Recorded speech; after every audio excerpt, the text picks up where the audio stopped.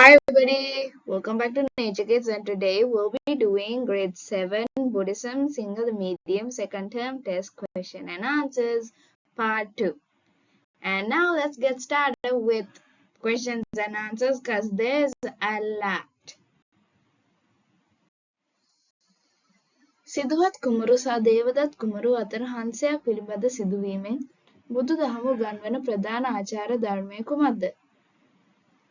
සිදුවත් කුමරුගේ ක්‍රියාවෙන් සත්ව ජීවිතයට ගරු කිරීම, කරුණාව දැක්වීම හා ප්‍රාණඝාතයෙන් වැළකීම උගන්වයි. දේවදත් කුමරුගේ ක්‍රියාව ප්‍රාණඝාත අකුසල් කර්මයක් වන අතර සිදුවත් කුමරුගේ ක්‍රියාව කුසල් කර්මයකි.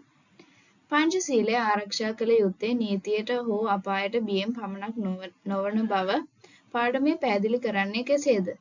පංචශීලය ආරක්ෂා කළ යුත්තේ තමන්ගේත් අන් අයගේත් යහපත, සමාජයේ සාමය, විශ්වාසය හා යහ පැවැත්ම සුරැකීම සඳහාය. විරතිය සහ සමාදානය අතර වෙනස උදාහරණ සහිතව පැහැදිලි කරන්න. විරතිය යනු අකුසලයෙන් වැළකීමයි.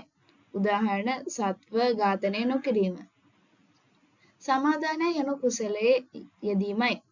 උදාහරණ සත්වයන්ට දයාව දැක්වීම හා රැක බලා ගැනීම. පංචශීලය නිවැරදිව පිළිපැදීම සහ අවධානය යොමු කළ යුතු කරුණු තුන කවරේද?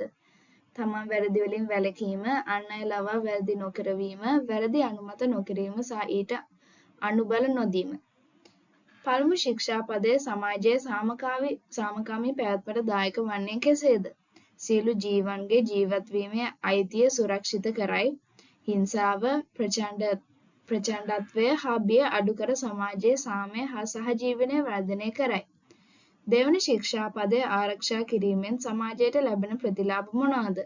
සොරකම අඩු වේ, දේපල සුරක්ෂිත වේ, විශ්වාසය වර්ධනය වේ, මිනිසුන් උනන්දුවෙන් වැඩ කර ධනය උපයා ගැනීමට පෙළඹේ.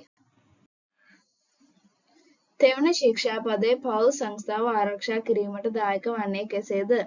විවාහ ජීවිතයේ විශ්වාසය, ආදරය හා ගෞරවය රැකෙන අතර පවුල් සංස්ථාව ශක්තිමත් වේ. එමගින් යහපත් සමාජයක් ගොඩනැගේ. සිව්වන ශික්ෂාපදය සමාජීය විශ්වාසය ගොඩනගන්නේ කෙසේද? සත්‍ය කතා කිරීමෙන් පුද්ගලයන් අතර විශ්වාසය තහවුරු වේ. බොරු වංචා හා අවිශ්වාසය අවම වී සමාජයේ සම්බන්ධතා ශක්තිමත් වේ.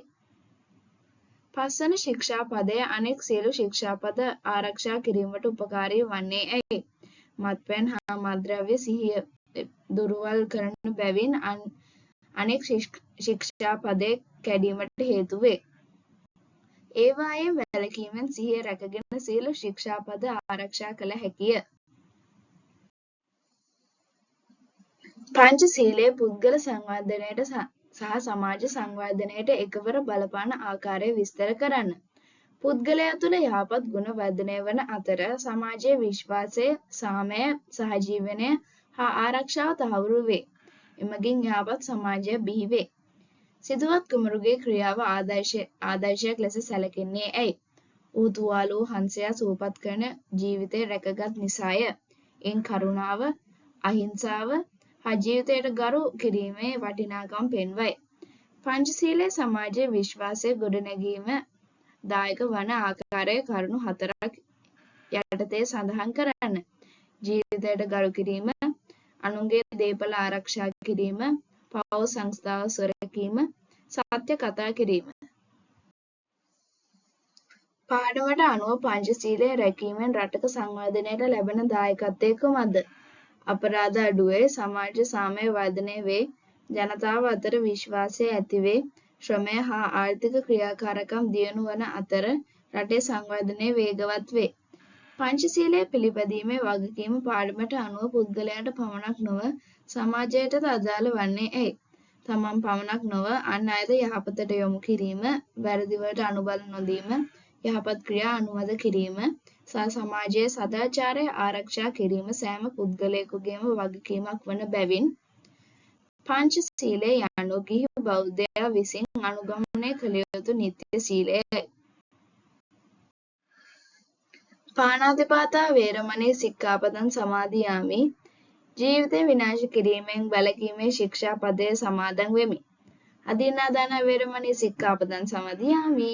නොදුන් දේ ගැනීමෙන් වැළකීමේ ශික්ෂාපදය සමාදන් වෙමි. කාමේසු මිච්ඡාචාර වේරමණී සික්ඛාපදං සමාදියාමි. කාමයේ වයදවා හැසිරීමෙන් වැළකීමේ ශික්ෂාපදය සමාදන් වෙමි. මුසාවාදා වේරමණී සික්ඛාපදං සමාදියාමි. බොරු කීමෙන් වැළකීමේ ශික්ෂාපදය සමාදන් වෙමි. සුරා මේරය මජ්ජපමා දට්ඨානා වේරමණී සික්ඛාපදං සමාදියාමි. සුරාපානය කිරීමේ වැළකීමේ ශික්ෂාපදය සමාදන් වෙමි. Study this. Or you might actually pass out in the test when you see the questions. මිනිසා සහ සත්වය අතර ඇති සමානකම් හා වෙනස්කම් විග්‍රහ කරන්න. මිනිසා හා සත්වය දෙදෙනාම ආහාර ගනී, විවේක ගනී, නින්දයයි මරණයට බිය වෙති. ආරක්ෂාව අපේක්ෂා කරති. එහෙත් මිනිසාට ආගම, අධ්‍යාපනය හා සදාචාර ධර්මය ඇති අතර සත්වයන්ට ඒවා නොමැත. සදාචාර ධර්මය නොපිළිපැදෙන මිනිසා සත්වයාට සමාන වන්නේ ඇයි? මිනිසාගේ විශේෂත්වය වන්නේ සදාචාර ධර්මය අනුව ජීවත් වීමයි. එම ධර්මය නොසලකා හැරීමෙන් මිනිසාගේ උසස් බව නැති වී සත්වයාගෙන් වෙනසක් නොමැති තත්ත්වයට පත්වේ. බෞද්ධ සමාජයේ සදාචාරාත්මක ජීවිතයක් ගොඩ නැගීමට අෂ්ටශීලය වැදගත් වන්නේ කෙසේද? අෂ්ටශීලය මගින් පුද්ගලයාගේ චරිතය, සමාජ විශ්වාසය, සාමය හා යහපත් ජීවන රටාව වර්ධනය වන අතර සදාචාරාත්මක සමාජයක් බිහි වේ. පිසුනා වාචා හා පරුෂ වාචා යන ශික්ෂාපද දෙකේ වැදගත්කම සංසිඳනය කරන්න. පිසුනා වාචාවෙන් වැළකීම මගින් මිතුරන් හා සමාජය අතර භේද ඇතිවීම වැළැක්වේ. පරුෂ වාචාවෙන් වැළකීම මගින් අන් අයගේ සිත් නොරිදවා ප්‍රිය වචනයෙන් කතා කිරීමේ පුරුද්ද වර්ධනය වේ. දෙකම සමාජයේ සමගිය වර්ධනය කිරීමට උපකාරී වේ. සම්ප්‍රප්පලාපයෙන් හිස් වචන වැළකීමේ වැදගත්කම පාඩමට අනුව පැහැදිලි කරන්න. හිස් කතා වෙනුවට ප්‍රයෝජනවත්, ධර්මනාකූල හා අධ්‍යාපනයට වැදගත් කතා කිරීම කාලයේ නිසි ලෙස භාවිතා කළ හැකිය. එමගින් පුද්ගලයාගේ හා සමාජයේ දියුණුවට දායක වේ. මිච්ඡා ආජීවයෙන් වැළකීම යන්නෙන් අදහස් කරන්නේ කුමක්ද? එහි වැදගත්කම පැහැදිලි කරන්න. මිච්ඡා ආජීවයෙන් වැළකීම යනු වැරදි ජීවනෝපායෙන් අත්හැර නිවැරදි හා අවංක ජීවනෝපායක් අනුගමනය කිරීමයි. එමගින් පුද්ගලයා ජීවිතය යහපත් වන අතර සමාජයේ යුක්තිය, විශ්වාසය හා සදාචාරය ආරක්ෂා වේ. සිංහලෝවාද සූත්‍රයේ ගුරුවරුන් දකුණු දිශාවට උපමා කර ඇත්තේයි. ගුරුවරුන් ශිෂ්‍යයන්ගේ දැනුම, ගුණධර්ම, චරිතය හා අනාගතය ගොඩනගන බැවින් ඔවුන්ට විශේෂ ගෞරවය දැක්විය යුතුය. එම නිසා සිංහලෝවාද සූත්‍රයේ ගුරුවරුන් දකුණු දිශාවට උපමා කර ඇත. ගුරුවරයෙකුගේ සැබෑ භූමිකාව පාඩමට අනුව විස්තර කරන්න. සැබෑ ගුරුවරයෙකු විෂය දැනුම පමණක් නොව යහපත් චරිතය, සිරිත් විරිත්, ජීවන කුසලතා හා සමාජයේ නිවැරදි ජීවත්වීමේ මාර්ගද ශිෂ්‍යයාට උගන්වයි.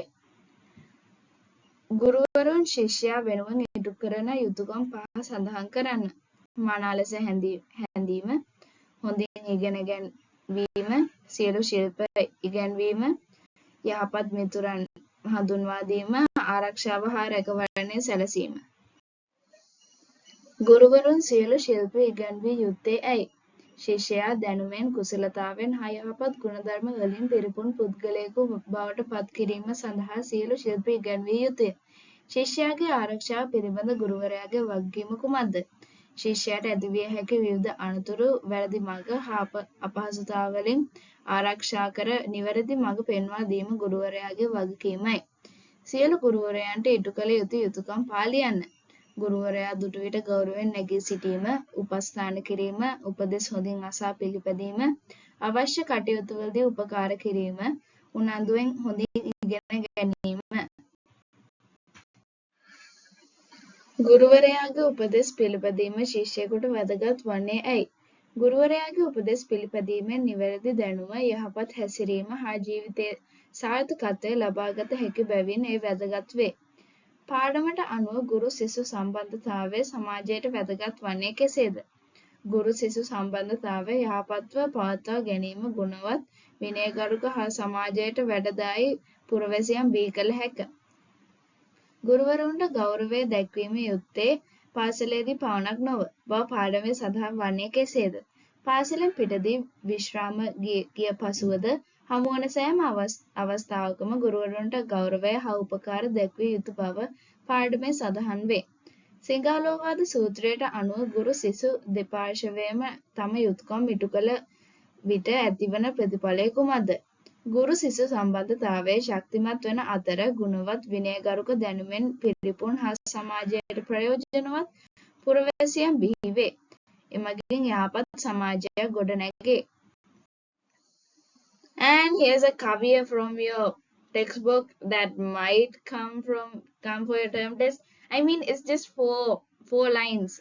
The whole caveat is just that. It just Guru Sita Nodidava, Velava Novaradava, Bati Pem Upadava, Akuru Ugati Kumaru Sondava. That's it. Just study it and study where this is from. It's from the Kavya Shekare, so better study both of those.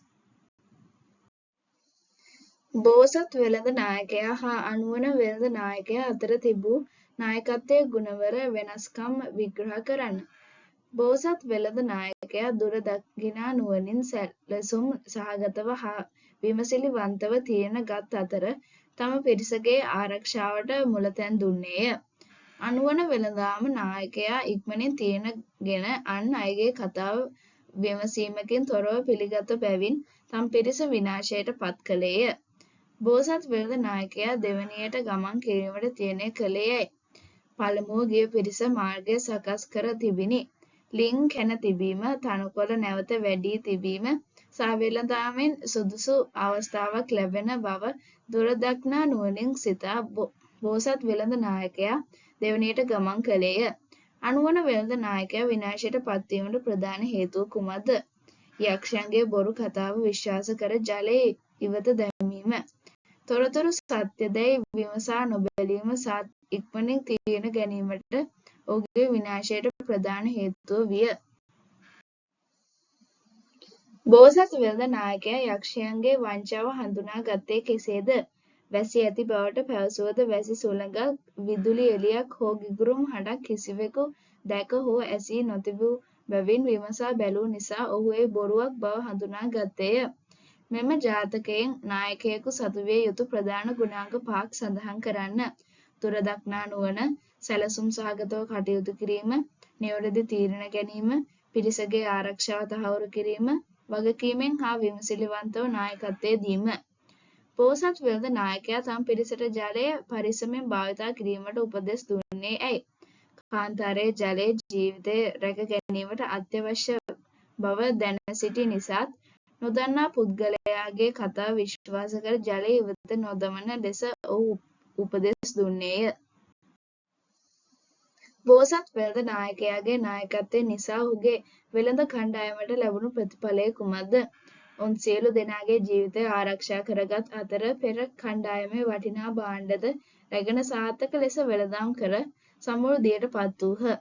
අනුවන වෙළඳ නායකයාගේ වැරදි තීරණයෙන් ලබාගත හැකි ආදර්ශය කුමක්ද? තොරතුරු සත්‍යදැයි පරීක්ෂා නොකර ඉක්මනින් තීරණ ගැනීමෙන් විනාශයට හේතුවන බවත් සෑම අවස්ථාවකම බුද්ධිමත්ව හා විමසිලිවත්ව කටයුතු කළ යුතු බවත් මෙම කතාවෙන් ඉගෙන ගත හැක. අපන්නක ජාතකයෙන් දරුවන්ට ලැබෙන ප්‍රධාන ආදර්ශ මොනවාද? දුරදක්නා නුවණින් සිටීම, සැලසුම් සහගතව කටයුතු කිරීම, නිවැරදි තීරණ ගැනීම, අන් අයගේ ආරක්ෂාව ගැන සැලකිලිමත් වීම, විමසා බැලීමෙන් පසු පමණක් තීරණ ගැනීම හා වගකීමෙන් නායකත්වය දීම යන ආදර්ශ ලැබේ. අපන්නක ජාතකයේ ප්‍රධාන පණිවිඩය විග්‍රහ කරන්න. දුරදක්නා නුවණ, විමසිලිවන්ත බව, සැලසුම් සහගත ක්‍රියාකාරීත්වය සහ නිවැරදි තීරණ ගැනීම සාර්ථක නායකත්වයක මූලික ගුණාංග බව මෙම ජාතකයෙන් පෙන්වා දෙයි. එම ගුණාංග ඇති නායකයෙකු තමන්ගේ තන් අයගේ යහපත සලසා සාර්ථකත්වයට පත් කරයි. පුන්න ස්වාමීන් වහන්සේගේ බුදුරජාණන් වහන්සේගේ සමග පැවති සංවාදයෙන් විමසීමෙන් උතුම් ගුණය පැහැදිලි වන ආකාරය විග්‍රහ කරන්න. පුණ්‍ය ස්වාමීන් වහන්සේට මිනිසුන් බැන වැදුනත්, ගැසුවත්, ගල් ගැසුවත්, ආයුධ වලින් පහර දුන්නත් ඔවුන් කෙරෙහි වෛර නොපැවතූහ. ඔවුන් තමා මරා නොදැමූ තාක්කල් යහපත් අය ලෙස සිතූහ. මරණයට පත් කළත් ද්වේෂ නොකළහ. මෙන් සැබෑ ඉවසීම, කරුණාව සහ මෛත්‍රිය ප්‍රකාශ වේ. කාන්ති පරමිතාව බුද්ධත්වය ලබා ගැනීමේදී වැදගත් වන්නේ ඇයි? කාන්ති පරමිතාව දස පරමිතාවලින් එකකි. එය කෝපය පාලනය කරමින් කරුණාව, මෛත්‍රිය හා ප්‍රඥාව වර්ධනය කරයි. සියලු කුසල ධර්මවල පදනම ඉවසීම වන බැවින් බුද්ධත්වයට අත්‍යවශ්‍ය ගුණයකි. ශාන්තිවාදී ජාතකයෙන් බෝසතාණන්ගේ චරිතයෙන් ලබාගත හැකි ආදර්ශය මොනවාද? බෝසතාණන් රජු විසින් දරුණු වද හිංසා කළත් කෝප නොවී රජුටම යහපත් ප්‍රාර්ථනා කළේය. වෛරයෙන් වෛරයට නොව ඉවසීමෙන් ප්‍රතිචාර දැක්වීම උතුම් ගුණයක් බව එයින් පැහැදිලි වේ.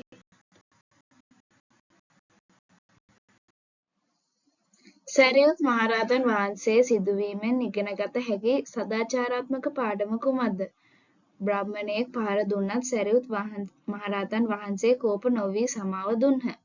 ඉවසීම යනු දුර්වලකමක් නොව, උසස් මානසික ශක්තියක් බව එයින් පෙන්වයි.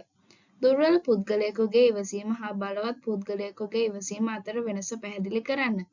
දුර්වලයාට ප්‍රතිචාර දැක්වීමට ශක්තිමත් නොමැති නිසා ඉවසිය හැක. එය සැබෑ ඉවසීම නොවේ. නමුත් බලවත් පුද්ගලයෙකුට ප්‍රතිචාර දැක්විය හැකි වුවද එසේ නොකර ඉවසීම සැබෑ කාන්තික ගුණයයි. කෝපය මිනිසාගේ ජීවිතයට ඇති කරන අහිතකර බලපෑම් විස්තර කරන්න. කෝපය නිසා නිවැරදි තීරණ ගැනීමට අදාළ වේ. ගැටුම්, වෛරය, හිංසාව, නීතිමය ප්‍රශ්න, සමාජයේ අසමගිය හා මානසික පීඩාව ඇතිවේ. එමෙන්ම සීලය, සමාධිය හා ප්‍රඥා වර්ධනය වීමද බාධා වේ. වර්තමාන සමාජයේ ඉවසීම නොමැතිකම නිසා ඇතිවන ගැටලු සඳහා පාඩමේ සඳහන් උදාහරණ දෙකක් ලියන්න.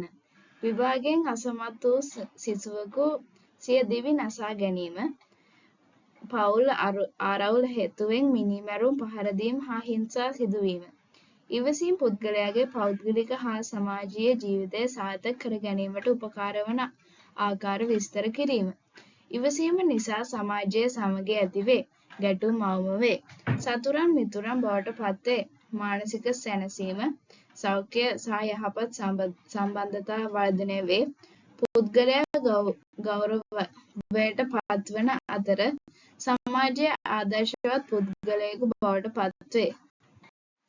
ඉවසීමෙන් ලැබෙන ප්‍රධාන ආනිශංස 5 සඳහන් කරන්න. මිනිසුන්ට, දෙවියන්ට හා මනුෂ්‍යයන්ට ප්‍රිය පුද්ගලයෙකු වීම, සතුරන් අඩු වී මිතුරන් වැඩි වීම, සමාදානයෙන් හා සාමයෙන් ජීවත් වීම, මරණ මොහොතේ සිත ප්‍රසන්නව තිබීම, මරණයෙන් පසු සුගතියේ උපත ලැබීම.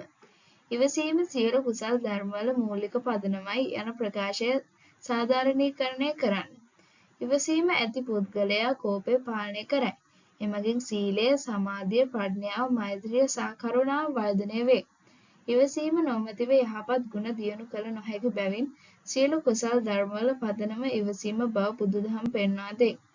ශ්‍රී ලාංකික බෞද්ධ සංස්කෘතියේ සමාජ වටිනාකම් ගොඩනැගීමට බුදුදහම ඉටු කළ දායකත්වය විග්‍රහ කරන්න. බුදුදහම ශ්‍රී ලාංකික සංස්කෘතියේ පදනම බවට පත්විය.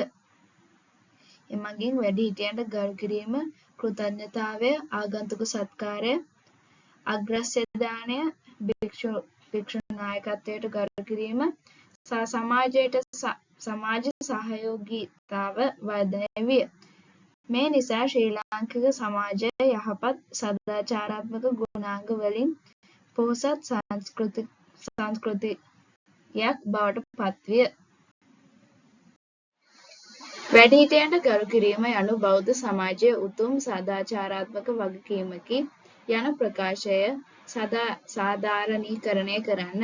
වැඩිහිටියන් ජීවිත අත්දැකීම් සහ දැනුමෙන් පිරිපුන් පුද්ගලයන් වන අතර සමාජයේ දියුණුව සඳහා විශාල සේවයක් ඉටු කර ඇත. ඔවුන්ට ගරු කිරීමෙන් විනය, ගුණාත්මකකම සහ සමාජ සමගිය වර්ධනය වේ. බුදු දහමද මේ මංගල කරුණක් ලෙස හඳුන්වයි. කෘතඥතාවය කළගුණ සැලකීම පුද්ගලයාගේ චෛත සංවර්ධනයට බලපාන ආකාරය විස්තර කරන්න. කෘතඥ පුද්ගලයා තමන්ට උපකාරී කළ අය අමතක නොකරයි. දෙමාපියන්ට, ගුරුවරුන්ට, භික්ෂූන් වහන්සේලාට සහ සමාජයට ගෞරව දක්වයි. එමගින් නිහතමානීකම, යහපත් සම්බන්ධතාවය සහ සමාජ විශ්වාසය වර්ධනය වේ. බුදුරජාණන් වහන්සේ කළගුණ සැලකීමේ ආදර්ශය ලෝකයට පෙන්වා දුන් අවස්ථා දෙකක් සඳහන් කර ඒවායේ වැදගත්කම පැහැදිලි කරන්න.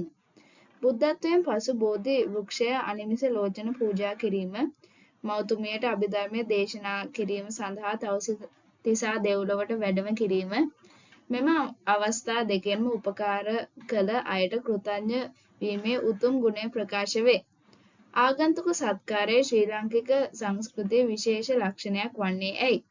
ශ්‍රී ලාංකිකයන් ආගන්තුකයන් සිනහවෙන් පිළිගෙන ආහාර බීම හා නවාතැන් ලබා දීමට උනන්දු වෙති. ඒ ලාභ අපේක්ෂාවෙන් නොව කරුණාවෙන් සිදු කරන අතර බුදු දහමේ දාන හා මෛත්‍රී සංකල්පවල ප්‍රතිඵලයකි. අග්‍රසත්‍ය දානය ආගමික හා සමාජීය වැදගත්කම විග්‍රහ කරන්න. අලුත් අස්වැන්නේ මුල් කොටස ත්‍රිවිධ රත්නයට පූජා කිරීම අග්‍රස්ත දානයයි. මේ කෘතඥතාවය, දානශීලත්වය සහ ආගමට ගරු කිරීම පිළිබු කරයි. එමගින් ගොවි ජනතාවගේ ආගමික බැඳීම සහ සමාජ සමගිය වර්ධනය වේ. භික්ෂු නායකත්වයේ ශ්‍රී ලාංකික සමාජයේ විවිධ ක්ෂේත්‍රවල බලපෑ ආකාරය විස්තර කරන්න. භික්ෂුන් වහන්සේලා ආගමික, අධ්‍යාපනික, සමාජීය සහ ජාතික නායකයන් ලෙස කටයුතු කළහ. ජනතාව ධර්ම දේශනා කිරීම, ගැටලු විසඳීම, ජාතික සමගිය රැකීම සහ රටේ නායකයන්ට උපදෙස් දීම තුළින් විශාල සේවයක් ඉටු කළහ. වර්තමාන සමාජයේ මෙම සංස්කෘතික වටිනාකම පිරිහීමට බලපාන හේතු හා ඒවට ආරක්ෂා කිරීමට ගත හැකි ක්‍රියාමාර්ග විග්‍රහ කරන්න. නූතන ජීවන රටාව, අධික තරඟකාරීත්වය, විදේශීය සංස්කෘතික බලපෑම් සහ පවුල් බැඳීම් අඩුවීම ප්‍රධාන හේතු වේ. පාසල් අධ්‍යාපනය, ධර්ම අධ්‍යාපනය, පවුල් ආදර්ශ සහ ආගමික වැඩසටහන් මගින් මෙම වටිනාකම් ආරක්ෂා කළ හැක. වැඩිහිටියන්ට ගරු කිරීම හා කළගුණ සැලකීම අතර ඇති සම්බන්ධතාවය විස්තර කරන්න. වැඩිහිටියන් තම ජීවිතය කැපකර සමාජයට සේවය කළ පුද්ගලයන් වේ. ඔවුන්ට ගරු කිරීම, කළගුණ සැලකීම ප්‍රායෝගික ආකාරයකි. දෙමාපියන්, ගුරුවරුන් හා භික්ෂුන් වහන්සේලාට ගරු කිරීමෙන් මේ ගුණ දෙකම එකවර ප්‍රකාශ වේ. බෞද්ධ සංස්කෘතික වටිනාකම් සුරැකීම රටක අනාගතය සුරැකීමකි යන ප්‍රකාශය විචාරාත්මකව පැහැදිලි කරන්න. බෞද්ධ සංස්කෘතික වටිනාකම් මගින් මිනිසුන් තුළ විනය, ගෞරවය, කෘතඥතාවය, දානශීලීත්වය සහ සමාජ වගකීම් වර්ධනය වේ. එමගින් සාමකාමී, සදාචාරවත් හා එක්සත් සමාජයක් බිහි වේ. එබැවින් මෙම වටිනාකම් ආරක්ෂා කිරීම රටේ සංස්කෘතිය, ජාතික අනන්‍යතාවය සහ අනාගත පරපුර සුරැකීමට අත්‍යවශ්‍ය වේ. හොඳ ශිෂ්‍යයා තෝරා ගැනීමේදී අධ්‍යාපනික දක්ෂතාවයට වඩා ගුණාංගවලට ප්‍රමුඛත්වය දීම සුදුසු වන්නේ ඇයි? හොඳ ශිෂ්‍යයා යනු විභාග ප්‍රතිඵල වලින් පමණක් හඳුනාගත නොහැක. සත්‍යවාදී බව, විනය, සහයෝගය, ආගමික හැසිරීම, ගුරුවරුන්ට හා මිතුරන්ට ගරු කිරීම, ආගමික සහජීවනය වැනි ගුණාංග සමාජයට වටිනා පුරවැසියෙකු බිහි කරයි. එබැවින් ගුණධර්ම දක්ෂතාවයට වඩා වැදගත් වේ. සහජීවනය යනු කුමක්ද? පාඩමේ සඳහන් කරුණු ඇසුරෙන් එහි වැදගත්කම විග්‍රහ කරන්න. සහජීවනය යනු ජාති, ආගම්, කුල, භාෂා හා සංස්කෘතික වෙනස්කම් නොසලකා එකිනෙකාට ගරු කරමින් සහයෝගයෙන් ජීවත් වීමයි. ඒ සාමය, සමගිය, එකමුතුකම හා ජාතික සංවර්ධනය ඇති කරයි. බුදුදහම මගින් එම සංකල්පය මානව දයාව හා මෛත්‍රිය මත ගොඩනගී. බුදුරජාණන් වහන්සේ සමානාත්මතාව පිළිබඳ ඉගැන්වූ ආකාරය විස්තර කරන්න. බුදුරජාණන් වහන්සේ උපතින් කිසිවෙකු උසස් හෝ පහත් නොවන බව දේශනා කළහ. ගංගාවන් සියලු මුහුදට එකතු වූ විට එකම රසයක් ඇතිවනසේ බුදු සසුන තුළ සියලු දෙනා සමාන බව උන්වහන්සේ පෙන්වා දුන්හ. පාඩමේ සඳහන් රුධිර දානය උදාහරණයක් ලබා දෙන සමාජ පණිවිඩය කුමක්ද? රුධිරය ලබා දීමේදී ජාතිය, ආගම හෝ කුලය නොසලකයි. අවශ්‍ය වන්නේ ගැළපෙන රුධිර වර්ගය පමණි. මෙන් සියලු මිනිසුන් සමාන බවත් මානවත්වය සියලු වෙනස්කම් වලට වඩා උසස් බවත් පැහැදිලි වේ. අද සමාජයේ සහජීවනයට බාධා වන ප්‍රධාන හේතු 4ක් සඳහන් කර ඒවාට විසඳුම් යෝජනා කරන්න. හේතු ජාතිවාදය, ආගම්වාදය, කුලවාදය, අසහනය සහ අවිශ්වාසය. විසඳුම් මෛත්‍රී හා කරුණා වර්ධනය කිරීම, අධ්‍යාපනය තුළ සමානාත්මතාවය ප්‍රවර්ධනය කිරීම, අන් මතවලට ගරු කිරීම, බුදුදහමේ සහජීවන ඉගැන්වීම් අනුගමනය කිරීම. ගුණ නැණ ඇති එක් දරුවෙක් ගුණ නැති දරුවන් 100කට වඩා වටිනාය යන අදහස විචාරාත්මකව පැහැදිලි කරන්න. ගුණවත් දරුවෙකු තම පවුලට, පාසලට හා රටට ආලෝකයක් වේ. ඔහුගේ යහපත් හැසිරීමෙන් සමාජයට යහපතක් සිදුවේ. දක්ෂතාව පමණක් නොව ගුණවත්කම සමාජයේ සැබෑ වටිනාකම තීරණය කරයි. පාඩමේ ප්‍රධාන චරිතය හොඳ ශිෂ්‍යයා ලෙස තේරීමට හේතු වූ ගුණාංග 5ක් සඳහන් කරන්න.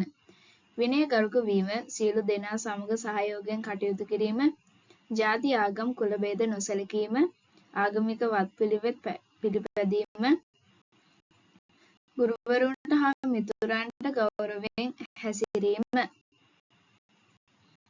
And now we have these random 2 kavis in your book that do come for the term test, because I remember it came for my grade 7 term test.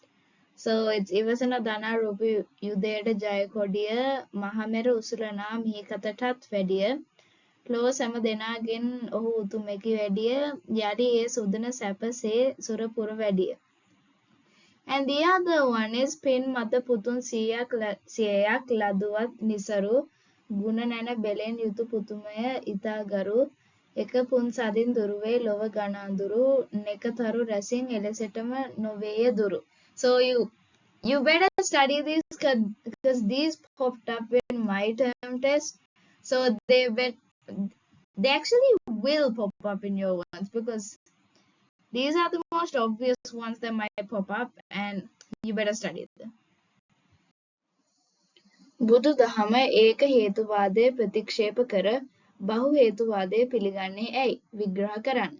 බුදු දහමට අනුව ලෝකයේ සිදුවන සියලු දේ එක් හේතුවක් නිසා සිදු නොවේ. ස්වභාවික හේතු, කර්මය, සිත, ශාක විද්‍යාත්මක හේතු සහ ලෝක ධර්මතාවයන් ඇතුළු හේතු ගණනාවක් බලපායි. එබැවින් බුදු දහම බහු හේතු මත පදනම් වූ දර්ශනයක් ලෙස සැලකේ. නියම ධර්ම 5 නම් කරන්න. ඒවයි ප්‍රධාන කාර්යයන් කෙටියෙන් සඳහන් කරන්න. උතු නියාමය කාලගුණය හා ස්වභාවික පරිසර වෙනස් වීම පාලනය කරයි. බීජ නියාමය ශාක හා ජීවීන්ගේ වර්ධනය හා උරුම ලක්ෂණ පාලනය කරයි. ධම්ම නියාමය ලෝකයේ ස්වභාවික ධර්මතාවන් හා විශ්ව නීති පාලනය කරයි. චිත්ත නියාමය සිතේ ක්‍රියාකාරීත්වය හා මානසික වෙනස් වීම පාලනය කරයි. කම්ම නියාමය කුසල් හා අකුසල් කර්මවල විපාක නියම කරයි. උතු නියාමය අනුව සිදුවන ස්වභාවික සංසිද්ධි සඳහා උදාහරණ 3ක් සඳහන් කර පැහැදිලි කරන්න. ගස්වල කොළ හැලීම හා මල් පිපීම, ගංගා ගලා යාම, ගිනිකඳු පිපිරීම. මෙම සිදුවීම් කර්මය හෝ දෙවියන්ගේ බලපෑම් නොවන ස්වභාවික නීති අනුව සිදුවන බව බුදුදහම පෙන්වා දෙයි. බීජ නියාමය මගින් පැහැදිලි කරන ජීව විද්‍යාත්මක සත්‍යයන් විස්තර කරන්න. බීජයක ස්වභාවය අනුව ඒ වර්ණය, රසය, හැඩය හා වර්ධනය තීරණය වේ. ශාකවල උරුම ලක්ෂණ පරම්පරාවෙන් පරම්පරාවට පවතින්නේ බීජ නියාමයට අනුවයි. එය ස්වභාවික විද්‍යාත්මක නියමයකි. ධම්ම නියාමය හා උතු නියාමය අතර වෙනස පැහැදිලි කරන්න. උතු නියාමය මගින් කාලගුණ හා ස්වභාවික පරිසර වෙනස් වීම පාලනය වේ. ධම්ම නියාමය මගින් ලෝකයේ පොදු ස්වභාවික නීති හා විශ්ව ධර්මතාවන් පාලනය වේ. උදාහරණයක් ලෙස වයසට යාම, මරණය සහ මහා පුරුෂයන්ගේ උපත ධම්ම නියාමයට අයත් වේ. චිත්ත නියාමය පුද්ගලයාගේ හැසිරීමට බලපාන ආකාරය විග්‍රහ කරන්න. සිතේ ඇතිවන කුසල් හා අකුසල් සිතුවිලි අනුව පුද්ගලයාගේ කතාබහ, ක්‍රියාකාරකම් සහ හැසිරීම වෙනස් වේ. යහපත් සිතුවිලි යහපත් ක්‍රියාවන්ටත්, අයහපත් සිතුවිලි අයහපත් ක්‍රියාවන්ටත් හේතු වේ. එබැවින් චිත්ත නියාමය මිනිසාගේ ජීවිතයට ඍජුව බලපායි. කම්ම නියාමය පිළිබඳව බුදුදහමේ ඉගැන්වීම් අනුව සියල්ල කර්මයෙන් සිදු නොවේ යන අදහස සාධාරණීකරණය කරන්න. බුදුදහමට අනුව කර්මය එක් හේතුවක් පමණි. රෝග, ස්වභාවික විපත්, කාලගුණික වෙනස්වීම්, ශරීරයේ වෙනස්කම් හා මානසික තත්ත්වයන් වැනි දේවල් වලට වෙනත් නියාම ධර්මද බලපායි. එබැවින් සියල්ල කර්මයෙන්ම සිදු නොවන බව බුදුදහම දේශනා කරයි. ගිරිමානන්ද සූත්‍රයේ සඳහන් රෝග ඇතිවීමට බලපාන හේතු වටෙන් 4ක් සඳහන් කරන්න. පිත්ත කිපීම, සෙම් කිපීම, වාතය කිපීම, ඍතු විපර්යාස. අනෙකුත් හේතු ලෙස වැරදි පුරුදු, විවිධ බාහිර හේතු සහ කර්ම විපාකද සඳහන් වේ. So that's all for today, guys. Like and subscribe to my channel and makes me happy.